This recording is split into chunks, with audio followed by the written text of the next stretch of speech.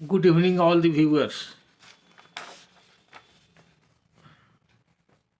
आप सभी श्रोताओं का आज की इस व्याख्यान में स्वागत है। काफ़ी विलम्ब से ही सही जो सवाल मेरे पास भी पेंडिंग है उसका आज उत्तर देना हम चाहेंगे, क्योंकि कई बार व्हाट्सएप पर रिमाइंडर भी आ गया है और बहुत लोग रिक्वेस्ट कर रहे हैं और मेरा हाल चाल भी पूछ रहे हैं। क्योंकि लेक्चर नहीं आने से रेगुलर ऐसी आशंका भी लोगों को हो रही है कि स्वास्थ्य ठीक है या नहीं, और मेरे स्वास्थ्य की चिंता करते हैं। इसलिए मैं सभी श्रोताओं का आभार प्रकट करता हूं कि आप लोग मेरे स्वास्थ्य के शुभचिंतक हैं और मेरे लिए सोचते हैं, और आप लोग के शुभचिंतक होने के कारण सब कुछ ठीक है। और समय के अभाव के कारण, चूँकि हम आउट ऑफ स्टेट थे एक सप्ताह, इसलिए भी इंगेजमेंट दूसरी तरफ था। हम ऐसा पिछले लेक्चर में बताए थे। अब सबसे पहला प्रश्न लेते हैं काजल कुमारी बेगूसराय से। ये स्टूडेंट है, ये बराबर प्रश्न करते रहती है और इनका रिमाइंडर भी एक तरह से व्हाट्सएप पर आया। तो सबसे पहला इन्होंने जो लिखा था वो हम पढ़ते हैं। प्रणाम sir, I have watched your lecture on eviction for BBC suit can be converted into title suit. I want to see also lecture on ejectment for TP transfer property suit can be converted into title suit. देखिए काजल जी, उस पर अलग से कोई lecture देने की आवश्यकता नहीं है। ट्रांसफर ऑफ प्रॉपर्टी एक्ट में जो इजेक्टमेंट सूट होता है, इजेक्टमेंट का मतलब खाली कराना, इजेक्टमेंट और एविक्शन का मतलब एक ही है। तो अगर कोई ज़मीन है, प्रति ज़मीन है, उसको किसी लीज पर दिया गया है, किसी व्यक्ति को ठेका पट्टा या किराया पर दिया गया है, उससे खाली कराने के लिए अगर आवश्यकता होती है तो लीज को टर्मिनेट करने का प्रावधान है TP एक्ट में। TP एक्ट में नोटिस देना पड़ता है 106 TP एक्ट में। या अगर कोई फिक्स टर्म का लीज है, वो टर्म पूरा हो गया तो ऑटोमेटिकली वो लीज समाप्त हो जाता है, तब उसको खाली कराने का केस किया जा सकता है। या अगर कोई लीज का कंडीशन है, शर्त है जिस पर लीज दिया गया, उसका उल्लंघन पार्टी करता है और उल्लंघन करने से लीज समाप्त माना जाता है, कानूनी वैधता उसकी समाप्त हो जाती है। तो ऐसे सूरत में जो लीज देने वाला आदमी है, यानी कि लेसर, जो लीज लेने वाला है, यानी कि जो किराएदार या पट्टेदार है, टेनेंट कह सकते हैं, तो TP एक्ट में उसको लेसर और लेसी ही भेजेंगे। पट्टा दाता और पट्टा, पट्टा करता और पट्टा लेने वाला व्यक्ति। तो वहाँ पर जो सूट फाइल होगा, वो कहीं कहीं लोग उसको इजेक्टमेंट सूट लिखते हैं, लेकिन जो भी इजेक्टमेंट सूट होता है सब सिविल सूट ही होता है, सब टाइटल सूट ही होता है। यानी कि लेसर का टाइटल रहेगा तभी नहीं इजेक्ट करेगा। लेसर का मतलब हम लैंडलॉर्ड हैं, लैंडलॉर्ड का मतलब उसका टाइटल है, तो इसलिए उसको कन्वर्ट कराने की आवश्यकता नहीं है और उस पर कोई लेक्चर बनाने की आवश्यकता नहीं है। अगर कोई उससे संबंधित कोई स्पेसिफिक प्रश्न हो तो उसका हम उत्तर दे सकते हैं। अगर कोई सूट फाइल हुआ इजेक्टमेंट का सूट फाइल हुआ, अगर रजिस्टर हो गया इजेक्टमेंट सूट करके, तो कभी भी उसको टाइटल सूट में रजिस्टर किया जा सकता है या आवेदन दे दिया जा सकता है कि इसको टाइटल सूट में रजिस्टर किया जाए। इसलिए ज़्यादातर केसें में देखा जाता है कि इजेक्टमेंट सूट टाइटल सूट में ही रजिस्टर होता है।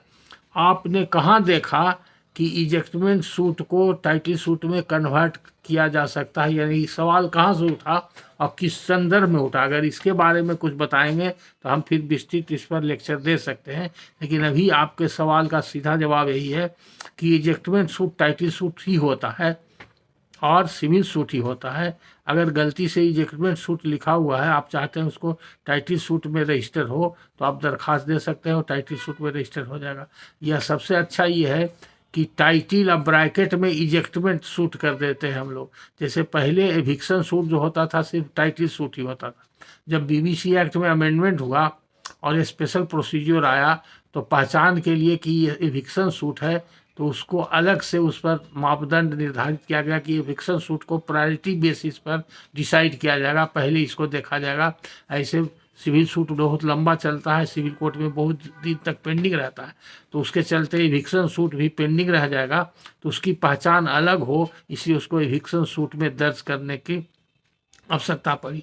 तो कुछ जगहों पर ऐसा होता है कि टाइटल लिख देते हैं, ब्रैकेट में इविक्शन सूट लिख देते हैं, कि हर इविक्शन सूट में कुछ न कुछ टाइटल का भी मसला उठ जाता है। कभी टाइटल चैलेंज कर दिया जाता है, कभी रिलेशनशिप ऑफ लैंडलॉर्ड और टेनेंट से डिनाई किया जाता है। तो किसी भी सिचुएशन में टाइटल का इंसिडेंटली इंक्वायरी करना पड़ता है इविक्शन सूट में भी।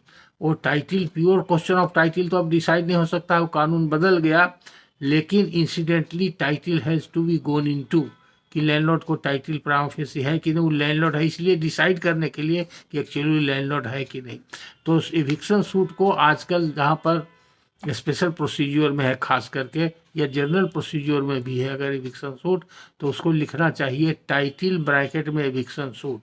और उसको कन्वर्ट, आजकल का नया जो नियम आ गया उसके हिसाब से अगर प्योर इविक्शन सूट है तो उसको टाइटल सूट में कन्वर्ट नहीं किया सकता। लेकिन ये सिद्धांत जो है इजेक्टमेंट सूट टीपी एक्ट के अंदर है, उस पर लागू नहीं होता है। इजेक्टमेंट सूट का प्रावधान जनरल टाइटल सूट की तरह ही होगा और वो टाइटल सूट ही होगा। उसके बाद आगे पहले का इनका प्रश्न था जिसके बारे में वो बार बार पूछ रही थी, उसके बारे में लिखती है काजल, सर चरण स्पर्श, मेरे भैया का दोस्त एक ज़मीन लीज पर लिया जो 15 कट्ठा 10 दूर है। ज़मीन मालिक 2 भाई है और दूसरा भाई उस लीज एग्रीमेंट पेपर पर विटनेस भी है। ज़मीन मालिक का भाई 1 साल बाद ज़मीन का माप कराया तो ज़मीन मात्र 26 कट्ठा है, लेकिन केवाला और रसीद पर लिखा 31 कट्ठा है। अब ज़मीन मालिक बोलता है कि तुम दोनों समझो। तो देखिए आप क्या पूछना चाहती हैं, क्लियर आपने प्रश्न नहीं किया है। इसमें आपके पढ़ने से ही लगता है ज़मीन जो लीज पर लिया है वो 15 कट्ठा 10 दूर है। ज़मीन मालिक 2 भाई है और दूसरा भाई उस लीज एग्रीमेंट पेपर पर विटनेस भी है। ज़मीन मालिक का भाई 1 साल बाद ज़मीन का माप कर आया तो ज़मीन मात्र 26 कट्ठा है, लेकिन केवाला और रसीद पर लिया 31 कट्ठा है। अब ज़मीन मालिक बोलता है कि तुम दोनों समझो। इससे क्लियर आपने प्रश्न नहीं किया, क्लियर प्रश्न करना चाहिए, लेकिन जो लिखने का तरीका है उससे हम ये समझते हैं कि अगर जो ज़मीन का मालिक है 2 भाई, उसने जो ज़मीन खरीदा है किसी से केवाला में, तो वो ज़मीन केवाला में 31 कट्ठा लिखा हुआ है और रसीद पर भी 31 कट्ठा लिखा हुआ है, लेकिन सचमुच में नापी में वो 26 कट्ठा ही आता है। तो 26 कट्ठा का आधा 13 कट्ठा ही आपको लीज पर देगा तो वैलिड होगा, लेकिन आपको 15 कट्ठा 10 धूर लीज कर दिया गया है, तो उसका कहना है कि 15 कट्ठा नहीं होगा, तुम्हारा 15 कट्ठा से कम होगा। अगर इस बात का विवाद है तो इसका कानून में क्या प्रावधान है ये आप जानना चाहते हैं तो हम बता सकते हैं। तो कानून में प्रावधान ये है कि जब दूसरा भाई उस पर दस्तखत कर दिया है तो 15 कट्ठा 10 धूर का ही लीज वैलिड होगा। अगर उससे कम पर कब्जा देता है तो आप उस पर ज़्यादा कब्जा ले सकते हैं, उसके लिए कानूनी कार्रवाई कर सकते हैं। अगर आपको बेदखल कर देता है तो आप कब्जा ले सकते हैं, या 15 कट्ठा 10 धूर पर अगर आप कब्जा करना चाहें तो कब्जा कर सकते हैं। अगर कब्जा करने की स्थिति में है तो कब्जा कर लीजिए। अगर कब्जा में थे और बेकब्जा कर दी और बेकब्जा करना चाहता है तो कब्जा बरकरार रखिए, और वो जोर जबरदस्ती करता है तो थाना पुलिस को सूचना दीजिए, कोई कार्रवाई कीजिए, 144 वगैरह का मुकदमा उस पर कीजिए, 107 का मुकदमा कीजिए, ताकि वो कोई बलपूर्वक कोई काम नहीं करे। और अगर उससे नहीं हो तो फिर अंत में सिविल कोर्ट में टाइटल सूट फाइल करना पड़ेगा। अगर मान लीजिए कि आप बेकब्जा हो गए हैं, 13 कट्ठा पर आपका कब्जा है और 15 कट्ठा 10 धूर है, यानी कि 2 कट्ठा 10 धूर कम है, और वो ज़मीन का आप कब्जा लेना चाहते हैं तो सिविल कोर्ट में सूट फाइल करके कब्जा ले सकते हैं।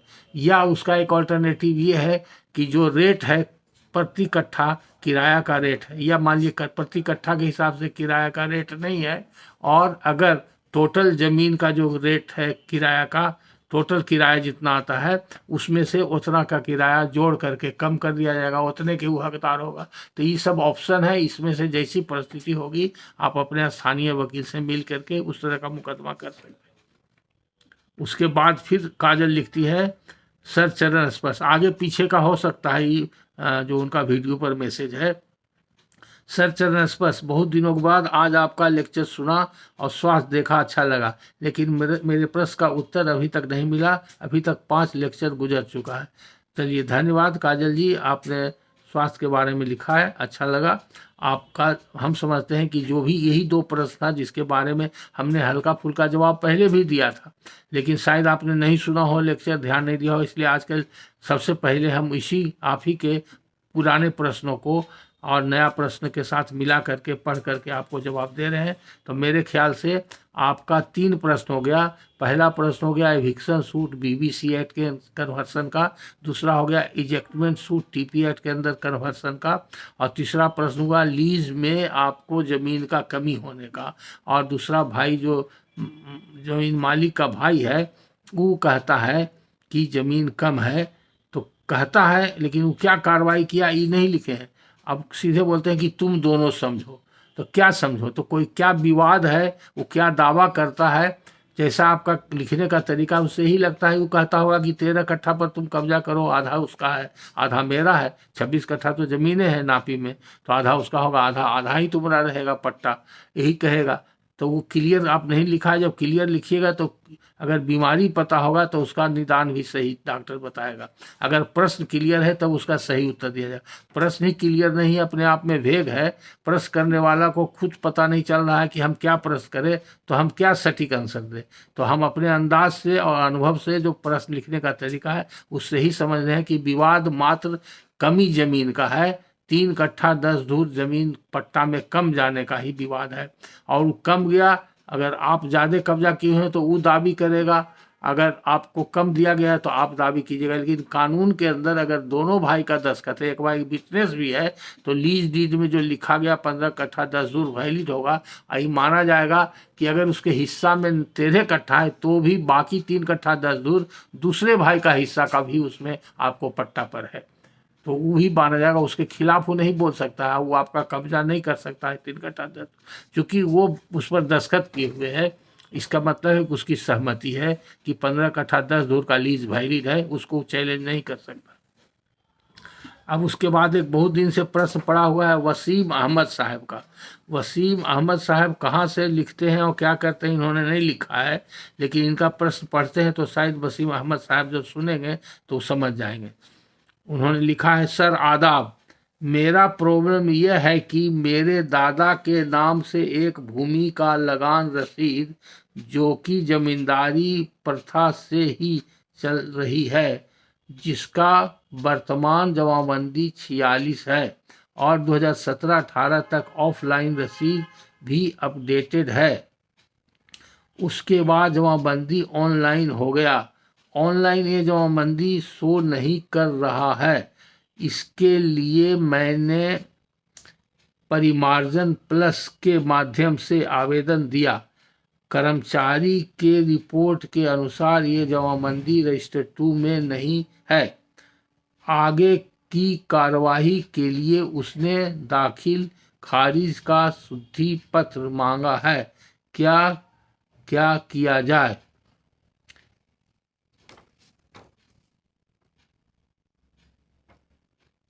एक खतियानी जमीन है, तो हमने व्हाट्सएप पर जवाब दिया था कि आप जो मांगा है दे दीजिए। फिर आपने लिखा कि दाखिल खारिज का शुद्धि पत्र उपलब्ध नहीं है।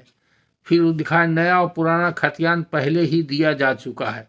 तो देखिए, जैसा कि आप बताते हैं कि ये ज़मीन आपका ज़मींदारी के समय में बंदोबस्ती हुआ था, तो ज़मींदारी के समय में बंदोबस्ती हुआ होगा तो लगान निर्धारण ज़मींदार ने किया होगा, उसके बाद सरकार ने लगान निर्धारण किया होगा।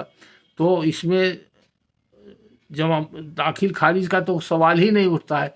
दाखिल खारिज जब होता है जब कोई व्यक्ति मर गया तो उसका वारिस हो सकता है कि आपके दादा का जब इंतकाल हुआ होगा तो आपके पिता का नाम दाखिल खारिज हुआ होगा, या पिता का इंतकाल के बाद आपका दाखिल खारिज होगा। अगर ऐसी बात है तो दाखिल खारिज आपका वैलिड है। अगर सीओ का ऑर्डर है दाखिल खारिज का, वो वैलिड है।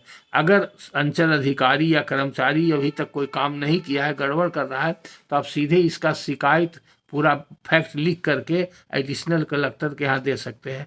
और वो प्रार्थना कीजिएगा एडिशनल कलेक्टर के यहाँ कि अंचल अधिकारी को आदेश दिया जाए कि हमारा जमाबंदी पुनर्निर्धारण करें, रिकंस्ट्रक्ट करें। अगर उपलब्ध नहीं है, खो गया है, तो उसको फिर से दोबारा बनाना चालू करें, ऐसा प्रेयर कीजिएगा। वो आपका बंदोबस्ती का कागज़, जमाबंदी का कागज़ जो भी उपलब्ध है आपके पास, ज़मींदारी का रसीद, बिहार सरकार का रसीद, उस जो भी उपलब्ध कागजात है उसके आधार पर, खतियान का जो भी कॉपी है, सबके आधार पर मिला करके एक अच्छा सा आवेदन बना करके एडिशनल कलेक्टर के यहाँ डायरेक्ट भी दे सकते हैं, या कोई वकील के माध्यम से दीजिएगा तो ज़्यादा अच्छा रहेगा।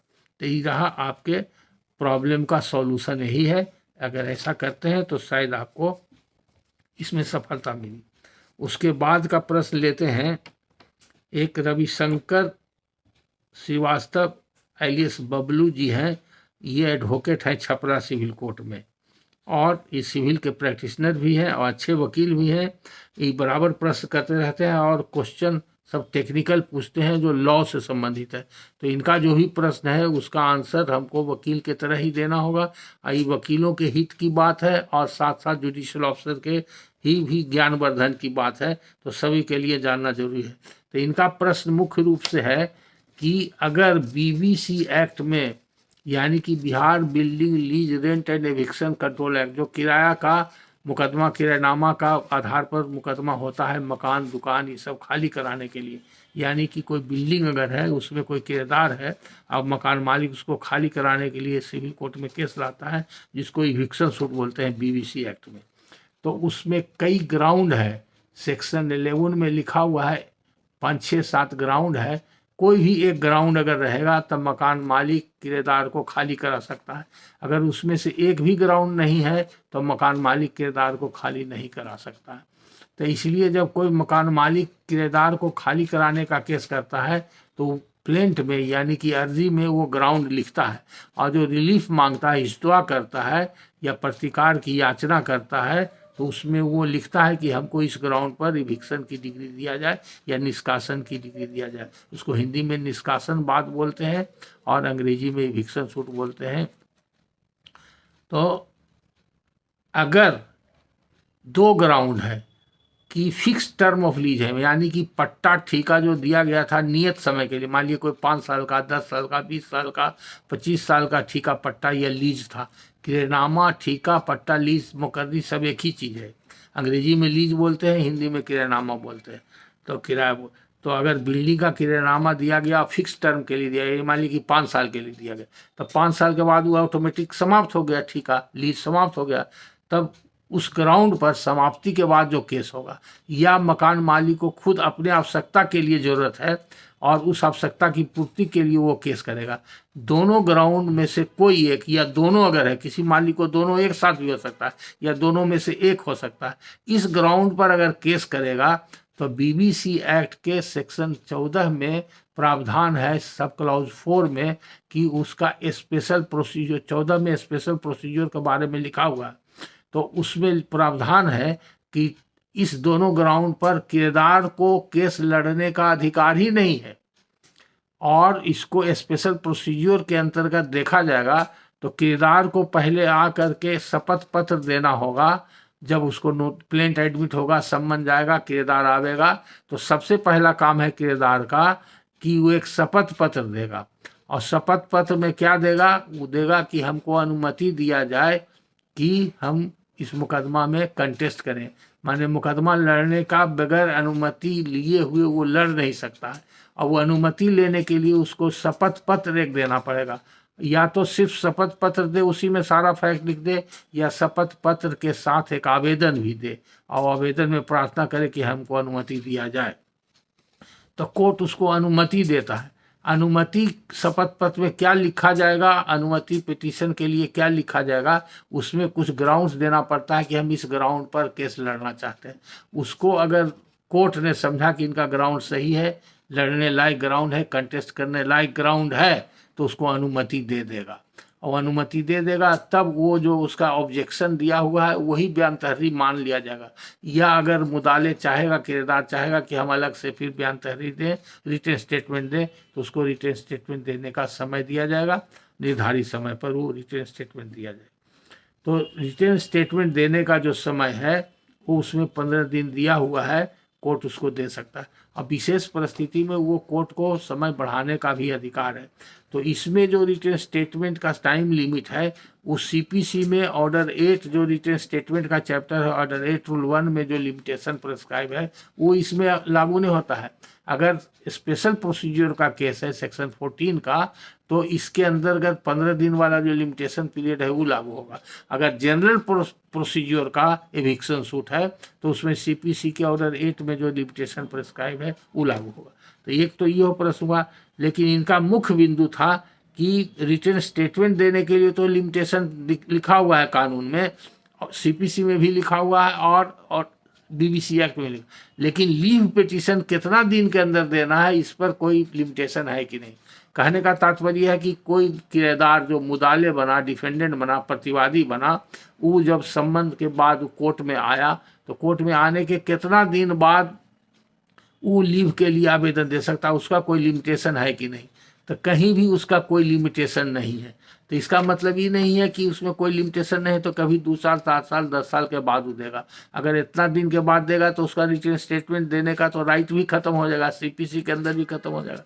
इसलिए आते के साथ जितना जल्दी हो सके, अगर कोई खास कारण से देरी हुआ हो तो देरी का कारण जो है उसको लिखते हुए वो लीव का आवेदन दे देगा तो कोर्ट उसको कंसिडर कर देगा। लेकिन कानून के अंदर कोई समय सीमा निर्धारित नहीं है, लेकिन उसको रीजनेबल होना चाहिए। रीजनेबल पीरियड हो 1 महीना, 2 महीना, 3 महीना के अंदर हो सकता है। तो कि विशेष परिस्थिति में तो उसके लिए एक्सप्लेनेशन देना पड़ेगा। ऐसा नहीं है कि जिस समय हाजिर हुआ उस समय नहीं दिया, 15 दिन के बाद दिया या 1 महीना के बाद दिया तो इसी ग्राउंड पर कोर्ट रिजेक्ट कर देगा, क्योंकि उसका कोई प्रावधान नहीं है, टाइम लिमिट नहीं है। इसलिए न्याय के हित में प्रतिवादी के पक्ष में कोर्ट कुछ देरी को माफ़ करके या कंडोन करके या इग्नोर करके लीव पिटीशन कंसीडर कर सकता है। इसलिए हार्ड एंड फास्ट रूल है कि नहीं। इसी बबलू श्रीवास्तव जी का, रविशंकर श्रीवास्तव उर्फ बबलू जी वकील साहब का एक और बहुत टिपिकल प्रश्न है और बहुत इम्पोर्टेंट प्रश्न है। वो व्हाट्सएप पर भी हमने रिप्लाई किया था और मेरे पास आए थे तो कुछ डिस्कशन भी उनसे हुआ था और डिस्कशन में ही बताए थे।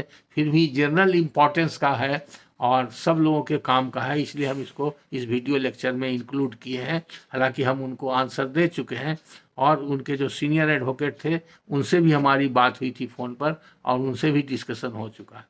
तो केस एक था डिक्लेरेशन ऑफ टाइटल और कन्फर्मेशन ऑफ पोजेसन, प्लेंटिफ ने लाया, प्लेंटिफ के पक्ष में डिक्री हो गई, लेकिन मुकदमा के दौरान उसमें कुछ कल्टिवेबल लैंड था और कुछ होम स्टेड लैंड था, कुछ में मकान कंस्ट्रक्शन किया हुआ था। लगभग 20 कट्ठा में से कुछ ज़मीन 8 कट्ठा पर मकानियत था और बाकी ज़मीन कल्टिवेबल लैंड था या ओपन लैंड था, तो उस सूट लैंड था। तो उस पर से जो मकान था करीब 8 कट्ठा ज़मीन पर प्लेंटिफ को डिफेंडेंट ने डिस्पोजेस कर दिया, मुकदमा के दौरान डिस्पोजेस कर दिया। और इस बात को मुद्दई ने अपने गवाही में बयान किया है, गवाही में इस बात को एडमिट किया है, गछ लिया है कि हाँ हम बेकब्जा कर दिया। लेकिन किसी कारणवश जो वकील काम करते थे उनके जेहन में नहीं आया या कोर्ट के भी ध्यान में ये नहीं आया या विपक्षी के वकील ने भी इस पर कोई अपना आर्गुमेंट नहीं किया, तो डिक्री हो गई। और जबकि सूट लैंड के 5 पोर्शन से वो बेकब्जा थे, फिर भी डिक्लेरेशन ऑफ टाइटल तो पूरे का हो गया, टाइटल तो था ही उनका, और कन्फर्मेशन ऑफ पोजीशन भी पूरे का हो गया। तो वो डिग्री के एडमिशन के अगेंस्ट में डिग्री हो गया, तो एक तरह से पार्ट डिग्री गलत हो गया। फिर भी मुदाले जो था डिफेंडेंट अपील फाइल किया, टाइटल अपील डिस्ट्रिक्ट जज किया। टाइटल अपील में वो जजमेंट ज्यों का त्यों रह गया, माने कि अफर्म हो गया और अपील उसका डिसमिस हो गया, लेकिन अभी तक वो प्लेंटिफ बेकब्जा है। तो इससे उनका प्रश्न हुआ कि क्या court suo motu recovery of possession का डिग्री दे सकता है कि नहीं दे सकता है, यही उनका प्रश्न था। तो व्हाट्सएप पर उन्होंने प्रश्न किया था तो उसका मैंने जवाब दे दिया था कि नो। लेकिन जब बाद में उनसे डिस्कशन हुआ तो ये पता चला कि जो डिफेंडेंट हार गया दोनों कोर्ट से और वो कब्जा कर लिया है मकान पर, वो अपील हाई कोर्ट में सेकेंड अपील फाइल किया है, सेकेंड अपील हाई कोर्ट में पेंडिंग है। तो अब ऐसी स्थिति में रेमेडी क्या है, पहले लॉ में जाने। तो लॉ में ऐसा कोई प्रावधान नहीं है कि कोर्ट सुओ मोटो डिस्पजेस, चूँकि उसमें लिमिटेशन का भी सवाल होगा। अगर जिस तारीख को डिस्पजेस हुआ तो कितना दिन के अंदर वो रिकवरी ऑफ पोजेशन का सूट ला सकता है, और अगर अमेंडमेंट रिलीफ में करेगा तो वो अमेंडमेंट भी बार्ड बाई लिमिटेशन होगा कि नहीं होगा। ये सब बहुत टेक्निकल क्वेश्चन है। ऐसे स्थिति में कोर्ट सुओ मोटो डिग्री देता तो फर्स्ट अपील में दे सकता था, या ट्रायल कोर्ट दे सकता था। ऑर्डर 7 रूल 7, ऑर्डर 7 रूल 7 में इक्विटेबल रिलीफ होता है, तो उसमें इक्विटी के प्रिंसिपल पर कोर्ट दे सकता है। वो देखता, कोर्ट देखता ट्रायल के समय में कि सारा कुछ इनके फेवर में है, इन्होंने नहीं भी मांगा है, तो न्याय के हित में, चूंकि इनका हम पोजीशन पाते हैं, कानूनी रूप से पोजीशन पाते हैं और टाइटल पाते हैं, और इनका एडमिशन है कि वो बेदखल कर दिया, माने वो इलीगल एक्ट है, डिस्पोजेशन करना इलीगल एक्ट है, तो जजमेंट के हिसाब से जस्टिस करने के लिए इलीगल एक्ट को अनडन करना कोर्ट का ड्यूटी है। तो इसीलिए ऑर्डर 7 रूल 7 का प्रावधान बनाया गया है। इक्विटी के प्रिंसिपल पर जो रिलीफ नहीं भी मांगा है वो कोर्ट दे सकता है, वो अधिकार है। लेकिन इस सिचुएशन में कैसे देगा, जब तक कि कोई अमेंडमेंट नहीं किया गया और न कोर्ट को पॉइंट आउट किया गया। तो ऐसी स्थिति में, स्पेशल सिचुएशन में, अगर वो अमेंडमेंट पिटिशन आता तो अमेंडमेंट अलाउ करके और रिकवरी का डिग्री दिया जा सकता है। सुओ मोटो कोर्ट कब देगा? ट्रायल कोर्ट देगा। और ट्रायल कोर्ट अगर नहीं दिया तो फर्स्ट अपलेट कोर्ट के लिए भी और डिफ़िकल्ट है, और सेकेंड अपलेट कोर्ट के लिए और डिफ़िकल्ट सिचुएशन बनता है। फिर भी कोर्ट को अधिकार हर केस में, ये जनरल लॉ नहीं कि हर केस में, तो किसी स्पेशल सर्कमस्टांस में इक्विटेबल प्रिंसिपल के हिसाब पर इक्विटी के लिए वो कोर्ट को अधिकार दिया गया है स्टैट्यूटरी ऑर्डर 7 रूल 7 में। उसके दायरे में ही जो केस आएगा उसमें डिलीवरी ऑफ पोजेशन का वो डिग्री दे सकता था। वही कहते हुए, फाइंडिंग देते हुए कि अमुक तारीख, उस पर एविडेंस आया कि नहीं आया, और एविडेंस अगर उसका खुद एडमिशन है प्लेंटिफ का, तो उसी को मान करके कोर्ट उसको कहेगा कि नहीं, आप इनको, हम चूँकि इनका टाइटल पाते हैं तो आपका एक्ट ऑफ डिस्पोजेशन जो है इलीगल एक्ट है, इसलिए आप इनको पोजेशन वापस लौटा दीजिए इतना दिन के अंदर। अगर नहीं लौटाते हैं तो इनको रिकवरी ऑफ पोजेशन का हम डिग्री देते हैं कि इतना दिन के अंदर ही कोर्ट के प्रोसेस से इसको तो जनरल मोड में पूछा गया। जनरल मोड में पूछा गया तो जनरल मोड में सुओ मोटो हर केस में जो रिलीफ नहीं मांगा गया है वो रिलीफ कोर्ट नहीं दे सकता है। लेकिन वैसा रिलीफ जो इक्विटेबल प्रिंसिपल के अंतर्गत आ सकता है, ऑर्डर 7 रूल 7 के प्रोविजन से कवर्ड है, उसमें कोर्ट एक्सेप्शनल केसेज में वैसा रिलीफ दे सकता है। इसका डिटेल आंसर यही है। उसके बाद का प्रश्न है,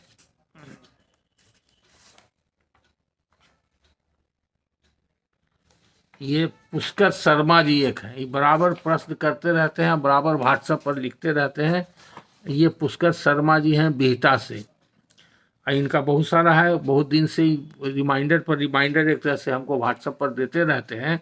हालांकि बहुत नज़दीक में है, इनका बहुत पुराना मैटर है जिसको कहा जा सकता है कि गड़ा मुर्दा उखाड़ रहे हैं, और भी पुराना हुआ गड़ा मुर्दा उखाड़ रहे हैं, जिसका कि कोई औचित्य नहीं है, कोई जेन्युइन रीज़न नहीं हमको समझ में आता है। अब या तो शौकिया ही पूछ रहे हैं या सचमुच में इनको कोई प्रॉब्लम है। इनके प्रश्न करने के तरीका से वो सब समझ में नहीं आता है। इसलिए कई बार तो इनका प्रश्न का मैं शॉर्टकट में उत्तर दे दिया था, व्हाट्सएप पर भी दे दिया था, और इनको कई बार कहा था कि आपका प्रॉब्लम का समाधान ऐसे नहीं होगा, आप वकील से मिलिए और कागजात दिखाइए अगर सही में समाधान चाहते हैं। फिर भी आज जो भी इनका पेंडिंग है शुरू से अंत तक मेरे पास, उस सब को हम पढ़ रहे हैं, और इसी के बाद ही आज का लेक्चर कंक्लूड करेंगे, क्योंकि समय भी काफ़ी हो रहा है। लिखते हैं, सर प्रणाम, मैं पुष्कर शर्मा बिहटा से हूँ, अभी दिल्ली में रहता हूँ। Thanks for answering my last questions. अब फिर लिखते हैं, क्वेश्चन नंबर 1, फादर के जीवन में ही CS खतियान बेटा के नाम पर बन गया, और 1920 में फादर ने खाता के सारे प्लॉट जिसका खतियान बेटे के नाम से था, टोटल एरिया अबाउट 8 एकड़, बेच दिया। फिर खरीदार ने उन प्लॉट्स को अलग अलग टाइम में विलेज के बहुत सारे लोगों को बेचा। जो भी सेकंड बायर थे उन लोगों का अप्रॉक्सीमेटली 50 ईयर से ज़्यादा से जमाबंदी चला आ रहा है। कुछ टाइम पहले जिनके नाम से CS खतियान था उनके वंशजों के लोगों ने यह कहते हुए दावा कर रहे हैं कि यह रजिस्ट्री ही गलत हुआ था। सिंस बेटा के नाम पर खतियान था इसलिए फादर को बेचने का अधिकार नहीं था।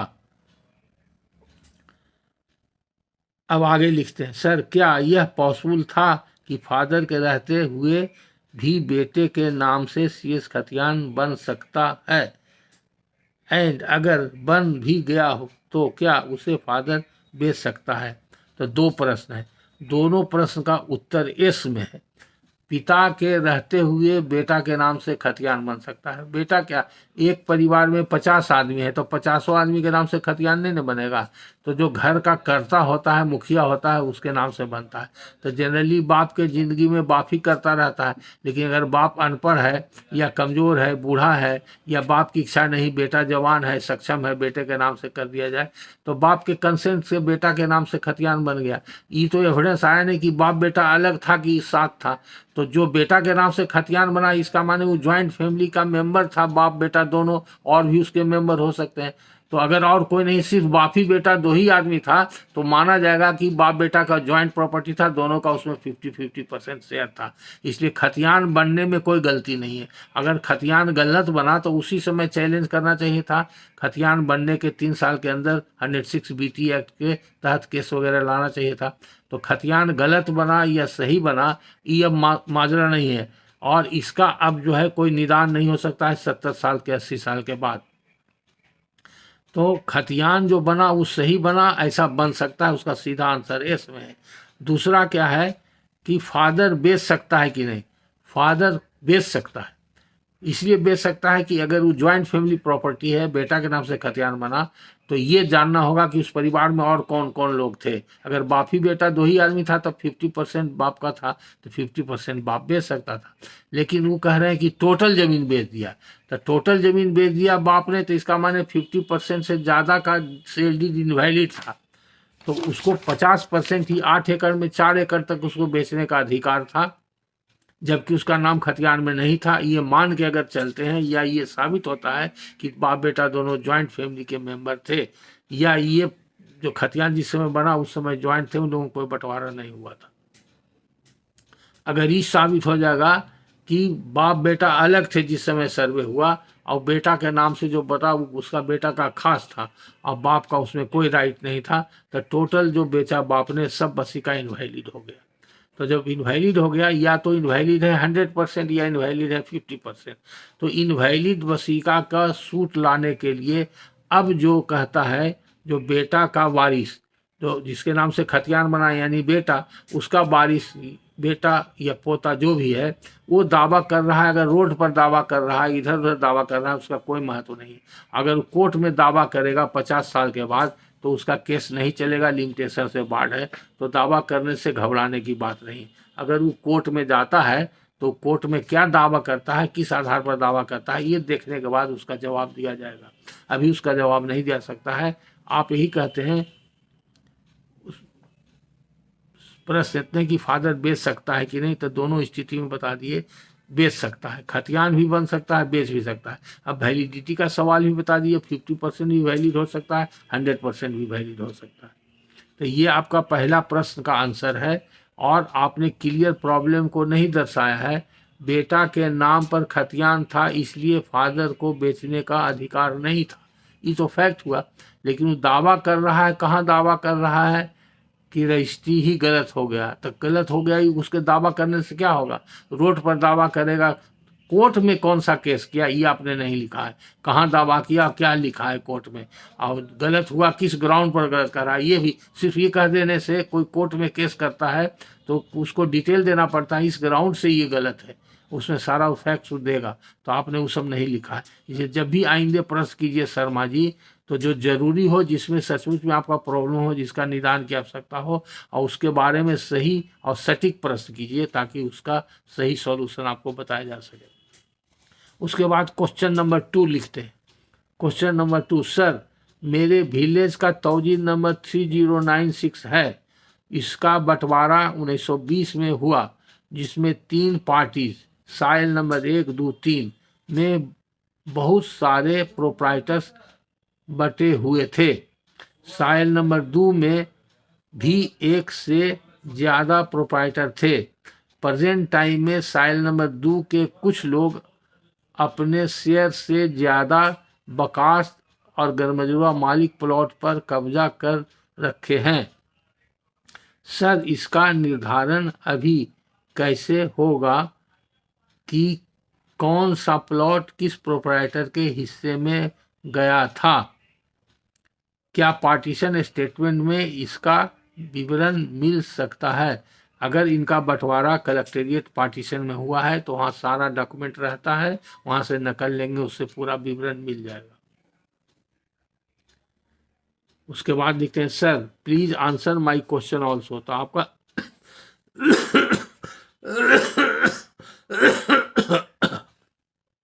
दोनों क्वेश्चन का आंसर हो गया शर्मा जी। फिर लिखते हैं, सर क्या थाकवत सर्वे या रेवेन्यू सर्वे के रिकॉर्ड के आधार पर CS खतियान को कोर्ट में अभी चैलेंज किया जा सकता है? देखिए, किसी भी खतियान को चैलेंज किया जा सकता है। वो किसी खतियान को चैलेंज करने के लिए उस खतियान के पहले का डॉक्यूमेंट क्या था उसको भी दिखाया जाता है, और खतियान के समय कौन सा डॉक्यूमेंट था या क्या स्थिति थी उसको भी दिखाया जाता है, और खतियान के बाद की क्या स्थिति है, तीनों मिला करके निर्धारित करता है। अगर किसी किसी केस में पहले का सबूत नहीं है तो उस समय का वर्तमान में खतियान के समय का सबूत या बाद का समूह मिलाकर देखा जाता है। तो अलग अलग केस में अलग अलग स्थिति पर निर्भर करता है। जहाँ तक कानून की बात है तो पुराना सर्वे, मान लिए सबसे पहला सर्वे कौन हुआ, अगर सबसे पहला सर्वे CS सर्वे है तो CS सर्वे जो है, जब दोबारे सर्वे हुआ, रेवेन्यू सर्वे या रिविजनल सर्वे जिसको बोलते हैं, अगर सेकंड सर्वे हुआ तो पहला सर्वे समाप्त माना जाएगा। और सबसे पहला सर्वे हुआ था थाकवत सर्वे, तो थाकवत सर्वे का वैल्यू खत्म हो गया जब CS सर्वे आया, और CS सर्वे का वैल्यू खत्म हो गया जब RS सर्वे आया। तो अगर कोई CS को चैलेंज करना चाहता है तो वो दिखा सकता है कि थाकवत सर्वे में मेरा जमीन था या ऐसा जमीन का स्थिति था, और उसके बाद रेवेन्यू सर्वे में ऐसा स्थिति था, इसलिए इसी आधार पर CS में भी ऐसा ही होना चाहिए था, ये दिखाया जा सकता है। इसमें कानून में इसका प्रावधान है दिखाने का, लेकिन कानून में मान्यता है कि जो बाद का खतियान है वही प्रिवेल करेगा, पहले पर वही करेगा, वही वैलिड माना जाएगा। लेकिन अगर बाद वाला खतियान गलत बना है तो न्यायालय उसको निर्धारित कर सकता है कि गलत बना है, और इसको पार्टी सिद्ध कर सकता है, और उसके प्रमाण में वो पुराना खतियान दिखा सकता है, और बाकी और एविडेंस जो आएगा सब मिला के कोर्ट देखेगा और उसके बाद निर्णय देगा कि हाँ ये खतियान का एंट्री है। तो 106 BT एक्ट में जो रेवेन्यू कोर्ट में सूट फाइल होता था वो इसी बात के लिए होता था कि खतियान का एंट्री सही है या गलत है, किसके नाम में खतियान बनना चाहिए और कितना एरिया का बनना चाहिए, क्या चीज़ गलती है, नेचर ऑफ लैंड क्या है, जो रिकॉर्डेड टेनेंट का नाम क्या है, ये सब सारा चीज़ उसको सुधार करने का, खतियान के एंट्री को सुधार करने का अधिकार रेवेन्यू कोर्ट को दिया गया था। अब जो है वो लिमिटेशन 3 साल का उसका था जब सर्वे बना या खतियान जब पब्लिश हुआ, तो आज के तारीख में 70-80 साल के बाद कोई मुकदमा सिविल कोर्ट में नहीं चलेगा। अब कोई मुकदमा करना चाहता है तो डिक्लेरेशन ऑफ टाइटल का मुकदमा हो सकता है, और उसमें भी वो सब खतियान दिखाया जा सकता है। तो आज के तारीख में लिमिटेशन एक प्रॉब्लम है, और कॉज ऑफ एक्शन कैसे हुआ एक प्रॉब्लम है।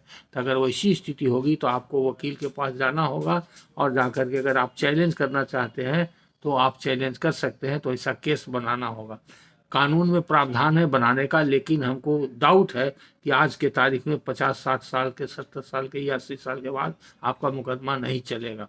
अगर सीधा सीधी बनाएंगे तो कुछ न कुछ उसमें खोजना पड़ेगा लिमिटेशन से बचने के लिए। कब कॉज ऑफ एक्शन हुआ, कब आवश्यकता हुई, कब आपको जानकारी हुई, इतना दिन से आप क्या कर सकते थे, ये सब बहुत सा सवाल खड़ा होगा। तो फिर आपने लिखा सर क्या आज आपका वीडियो आएगा, तो आज का वो तो पुराना प्रश्न है, तो हमने जवाब दे दिया यस, आप आज का वीडियो आया, आप आज का वीडियो सुन रहे हैं। उसके बाद फिर आप लिखते हैं sir when will your next video come, तो इसके लिए आप वेट कीजिए, जब भी हो, कल परसों किसी दिन आ सकता है। फिर आप लिखते हैं सर अब वीडियो बनाया जाए, कुछ देर हो गया, ज़रूर देर हुआ, तो आपने रिक्वेस्ट किया कि वीडियो बनाया जाए, तो खैर। फिर लिखते हैं बहुत दिन हो गए। उसके बाद फिर लिखते हैं सर क्या आप कुशल पूर्वक हैं, बहुत दिनों से वीडियो नहीं आ रहा है। अच्छी बात है, आप मेरी कुशलता पूछे हैं, इसके लिए धन्यवाद। तो जब भी वीडियो आएगा, अगर आप सब्सक्राइब किए हुए हैं तो आपको तो नोटिफिकेशन हो जाएगा, आपको पता ही चल जाएगा कि वीडियो नया आ गया, नया टॉपिक पर आ गया। और चूँकि समय का कमी रहने के कारण, क्योंकि सिर्फ वीडियो बनाना ही मेरा काम नहीं है, और सारा काम जो है प्रोफेशनल वकील का जो काम है, उससे समय मिलता है, तभी हम इस पर ध्यान देते हैं और आप लोग के समस्याओं का निराकरण करने का कोशिश करते हैं। तो आज के व्याख्यान में हम यही समाप्त करते हैं। फिर अगले लेक्चर में बाकी कुछ प्रश्न और बच गए हैं जो काफ़ी टेक्निकल हैं, उस पर हम अगले लेक्चर में आप लोग को बताएंगे। धन्यवाद।